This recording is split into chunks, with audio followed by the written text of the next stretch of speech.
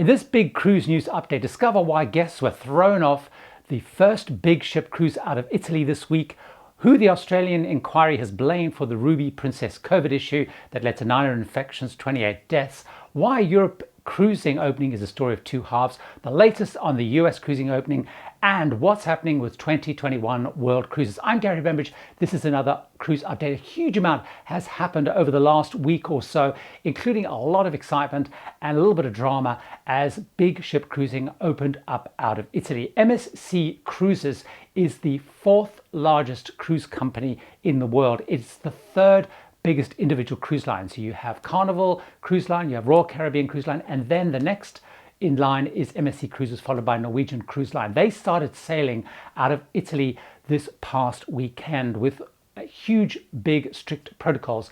The protocols they brought in place included things like only guests from the Schengen zone, which is largely speaking continental Europe, could go on the cruises. So people like the UK and Ireland couldn't go. Obviously people from further afield couldn't go. Secondly, they sailed with fewer passengers on board, around about 70% capacity.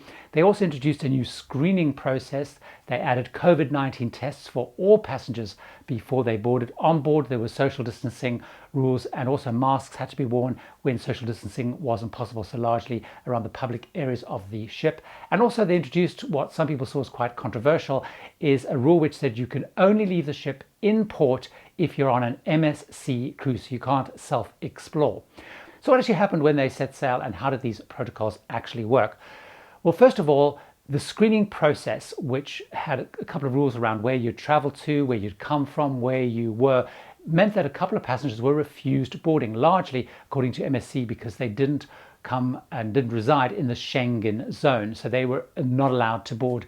So the first part of the protocol strictly enforced. Secondly, they found when they first did the tests in Genoa that 5 passengers failed their initial COVID-19 test. The first test that they actually do is a positive antigen swab test. So the risk with that test is it does have a number of false positives. What happens if you fail that test? They then put them through a second, much more specific, much more detailed test, which is the PCR test.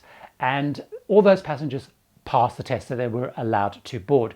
Now, MSC Cruises, they actually embark passengers at the different ports. In Naples, a group of passengers were refused boarding because they failed the first test and there wasn't enough time to do the second test. So certainly the screening and the actual testing is a way of making sure that people who come on board are clear of the virus. The third thing that they did was they refused boarding in Naples for a family of 4 who'd gone out on an excursion. As I mentioned earlier, you have to go on an MSC excursion. This family of 4 left the excursion to go self-exploring. When they returned to the ship, they were refused permission to board. They were disembarked and they had to leave the cruise. So as we can see here, the protocols are very strict, and it's good to see, I think, that the cruise lines are being really, really strict about enforcing them. So anyone who breaks the rules, doesn't follow, is denied boarding. This is really, really important to make sure that confidence is built. And also, I believe that it shows that the protocols work. The cruise lines are being really, really disciplined at implementing them.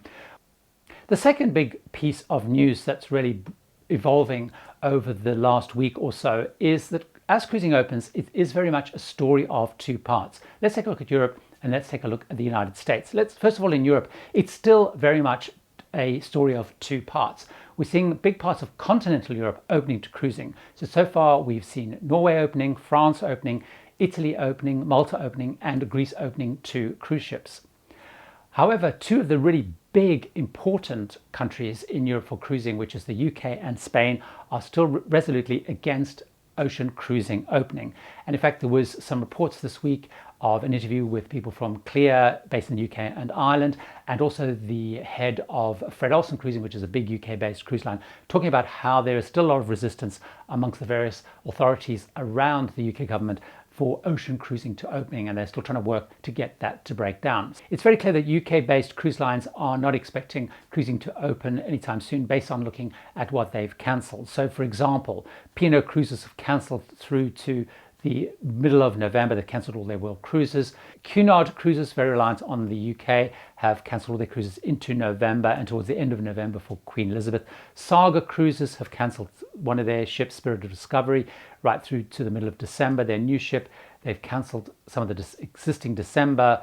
Fred Olsen, the earliest cruise they've got listed is the 17th of December. So it looks like UK-based cruise lines are pretty much assuming that cruising is not going to be given the go-ahead by the UK government anytime soon. Spain also has banned cruise ships indefinitely with no signs of when they're renewing it. So we're seeing parts of Europe opening up. Interestingly enough, these are really opening up with cruise lines that have a very strong European base. So they're either completely owned and operated out of a country, so for example, Ponant with France, or they are really strongly rooted within the country. So like MSC Cruises, really strongly owned by a European family and very strong roots in Europe. But we're even seeing lines like Costa, which is part of Carnival, or Mein Schiff and Hapag-Lloyd, which is ultimately part of Royal Caribbean. These companies with very strong roots, very strong European connections being allowed to open. If we take a look at the United States, again, it appears very much there's a lot of resistance to cruising opening, I guess partly because of this current state still of the actual pandemic on land. But the CDC still appears pretty strongly against cruising opening, partly for that reason, also because of their concerns around the protocols. One of the things that they did do is they launched a consultation, which I spoke about it in a previous video, where they're asking interested parties to submit their views on cruising opening with some very detailed questions. They have started publishing the comments that people are leaving, and in practice it is probably not very helpful. You can submit claims up until the 21st of September, so that's only about 10 days before the current no sale order is due to expire. Of the 2,000 comments so far at the time of recording, they are basically in two camps. There are other people saying, please open cruising because you want to go cruising, or don't let cruising open because there are floating petri dishes. What the CDC were asking for is very detailed commentary and lots of detailed questions, and that's not what they're getting from this public exercise, which for me still puts a big question around why they're doing it, because the general public are not going to be able to answer the sort of questions that they have. But anyway, if you want to go and have a look at the sort of things that people are commenting, or you want to submit it yourself, I will have a link in the description of the video. However, it's very clear that US-based lines, or lines that rely very heavily on US passengers, are assuming that cruising is unlikely to happen this year. We've already seen Holland America, Princess, Seabourn basically cancelling all their cruises right to around the middle of December. We've seen Viking, again very reliant on UK passengers and UK itineraries, cancelling everything to the end of the year. And so we're seeing more and more of the big cruise lines, which are US based, very reliant on US passengers, cancelling towards the end of the year. And over the coming weeks as we head into September, I think we will see much more of that happening. Both because of the current, I guess, travel restrictions for US-based people, the importance of US passengers to cruising, the access to ports both in the US and around the world, what we're seeing is world cruises increasingly being cancelled. So far we've seen Seabourn, Holland America and P&O, who run every year 2 world cruises, cancelling their world cruises. We still haven't heard anything at the time of recording from Cunard, but I think we're increasingly seeing that 2021 in terms of world cruising is looking very unlikely to happen, and I think we will see more and more announcements of that over the coming weeks and possibly even days. What we are seeing is companies putting on 2022, and what we've also seen is Holland America putting on a round Africa cruise out of Fort Lauderdale towards the end of 2021. One of the most controversial cruise ship outbreaks other than the Diamond Princess was the Ruby Princess incident in Australia, where there was a lot of criticism of Princess Cruises and New South Wales. When the ship boarded in Sydney at the beginning of the whole pandemic, passengers disembarked, and then eventually the ship was linked with 900 cases, proven tested cases, and just under 30 deaths. Huge amount of criticism of Princess Cruises at the time.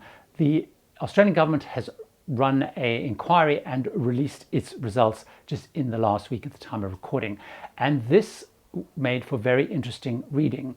Basically criticised the New South Wales authorities for the way that they handled the whole process and not following the right procedures for the time, and largely exonerated Princess Cruises from a lot of responsibility in the way things played out. What the report said is the New South Wales Health Authority incorrectly categorised the ship as low risk despite the very fast changing nature of things going on. They specifically found they made serious mistakes allowing the 2,650 passengers to disembark when the ship docked in Sydney. There was no testing of passengers who were ill at any point in time. They were allowed to basically leave the ship. They didn't notify the ship about the change in criteria for defining what was a potential COVID-19 passenger or case, so they didn't alert the authorities around what was seen as high risk at that time. Basically what the report said is there was a kind of almost a catastrophic failure of procedures, communication, and taking the right steps, which then allowed the ship to dock unquestioned, let passengers get off the ship and head home, of course spreading the virus. The report specifically says that Ruby Princess didn't mislead the authorities in any way, and I think that's probably quite important because at the time there's a real sense that Princess Cruises was trying to dodge responsibility and not be that honest with the authorities. Another really busy week in terms of cruise news and updates. A lot happening as we start and look towards cruising starting. Some hiccups as you would expect as things kick off and start up again. However, really encouraging to see that protocols put in place certainly by MSC, being really strict about enforcing them, could make a real big difference in trust by both passengers and authorities to get cruising going. Remember, I try and do a weekly update of all the cruise news and also have a regular video with more normal cruise updates. So why don't you watch another one of those right now?